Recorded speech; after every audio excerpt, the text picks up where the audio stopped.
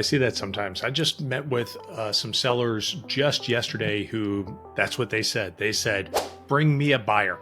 It sounds great. It seems like it'd be exactly what they're looking for. That's what I do is I connect sellers and buyers, and I love working with sellers and helping them find a buyer. The only thing is they're kind of sabotaging their sale. You kind of got to ask yourself if you're doing that, if you're doing the, I don't want to sell the house on the market. I don't want showings. I don't want a lockbox on the door. I don't want to clean up or have pictures or any of that other stuff.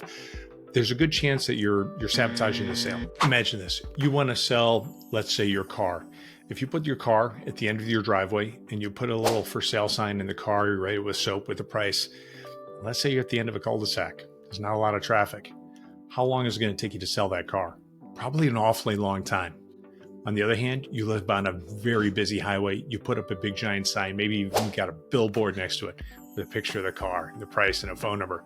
You're probably going to get some phone calls. Well, what was the difference? The difference was in exposure.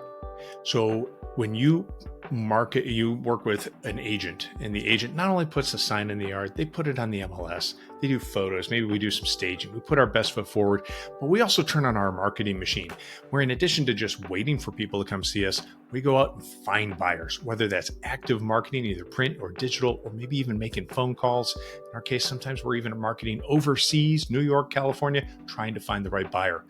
So if you work with an agent and you say, hey, I just want to find me a buyer. I don't want to go on the market. Great.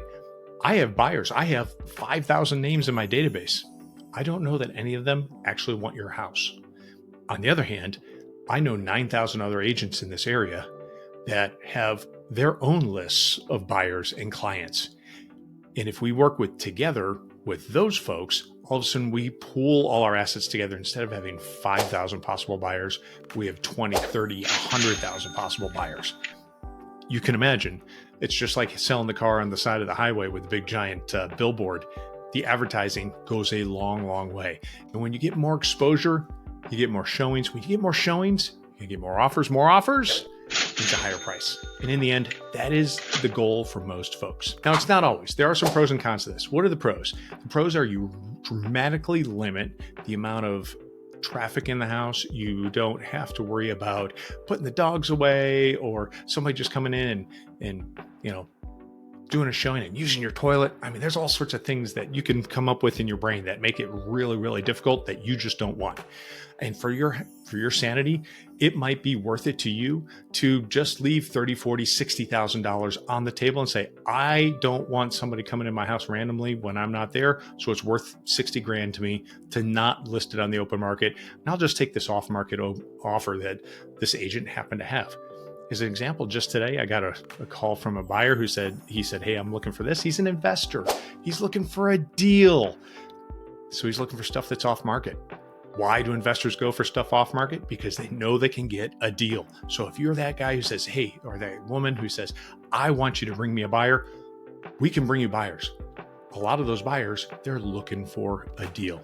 Let me give you an example. Again, imagine that you wanted to go buy a Rolex. You want to buy a Rolex watch. You can either go to Tiffany's up in New York City in Manhattan. You're going to pay top dollar.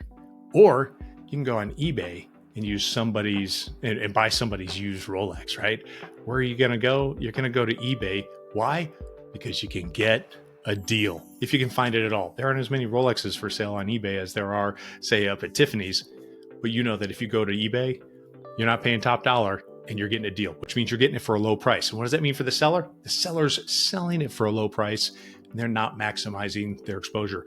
Same reason that Rolex doesn't have their storefront on eBay. They pay commissions, basically. They sell their watches at high-end jewelry stores, where those high-end jewelry stores have to pay salaries and rent and utilities, and they still need a profit. So imagine the Rolex price goes for this. In reality, they're wholesaling it to that seller for this price. Well, why not just sell it on eBay for this? Because they don't get it. You only get this price on eBay. And that's the same thing. When we go off market as a seller, we got to think we're selling our house at a garage sale. And when people go to garage sales, they aren't looking to pay retail. They aren't looking to pay a fair price. They're showing up because they want a deal. So that's my caution to you. Pros and cons. You can limit the amount of activity coming in your house. And the con is the exact same. When you limit the activity, you're going to get a lower price and it's going to take a lot longer to sell. So that's my 2 cents for today. Have a great one.